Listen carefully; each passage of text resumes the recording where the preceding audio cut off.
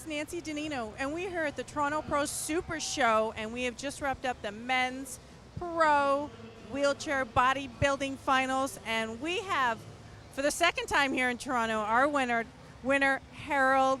Thank you so much, Harold Kelly. You were here 2 years ago in 2015. You took the title here at the Toronto Pro Show, and that obviously is adding to your accolades of your 10 pro wins to date. So let's talk about the journey that you've embarked on coming into the world of bodybuilding, starting from, I guess, the earliest time you were introduced to weightlifting. Okay. Well, the earliest time weightlifting, I played football in college, so from there, lifting weights was like mandatory. And after that, it is a natural fit to where it's continuing workout. After doing that for a while, then going into a little modeling and competing on another league, NGA league, doing bodybuilding for a few years.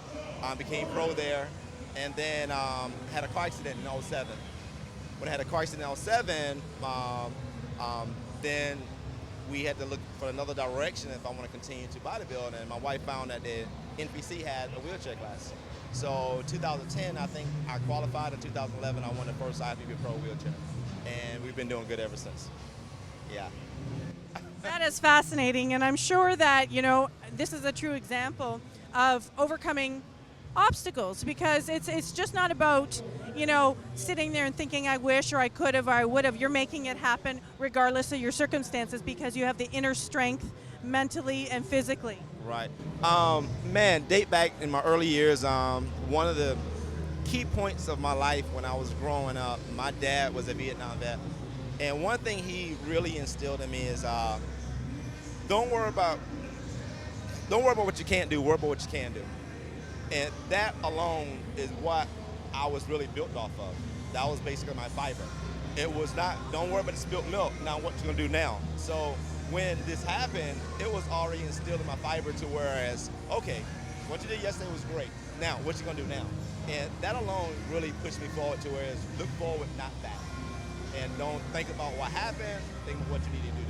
So that alone really, really, really short-tailed me in my mindset and got my mind wrapped around on going forward to even bigger success than before. Well, what's great is, like you said, because this is, you live by this motto to just make it happen regardless of the circumstances in any aspect. And that goes with business, family, children, anything you do in life, you really can't worry about the yesterday. You have to focus on now and tomorrow, and that's the bottom line.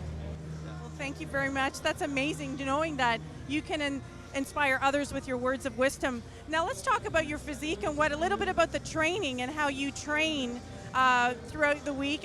Is it a body part, like upper body? Do you do combo? Tell us what your training is like. My main deal is one body part a day, and I'm doing multiple sets, 5-6 sets, and I warm up real good. Like I said, I'm 46 years old, so I'm not there trying to do 3 sets and max load the first set.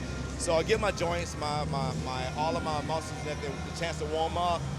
I may be in the corner with a 5-pound dumbbell doing 5 pounds for about 30 reps just to warm up for about 10 to 15 minutes before I do bench, back, or whatever. But the biggest thing is warm up real good, and not all day in the gym. Maybe an hour, 15, 20 minutes because I'm talking to somebody, but about an hour, that's where I'm at. And I stay lean year round. I don't put a lot of size on off season, anything like that. The highest percentage I may get is about 12% off season, and then from there I'm teetering back down because I don't want to be heavy in the chair also. Before my car accident, my normal weight is right at 205 at 6 foot, so, and real lean also. So that's pretty much it right there. So I guess just to find out a little bit more about you, for those out there, let's talk about what's on your bucket list. What now?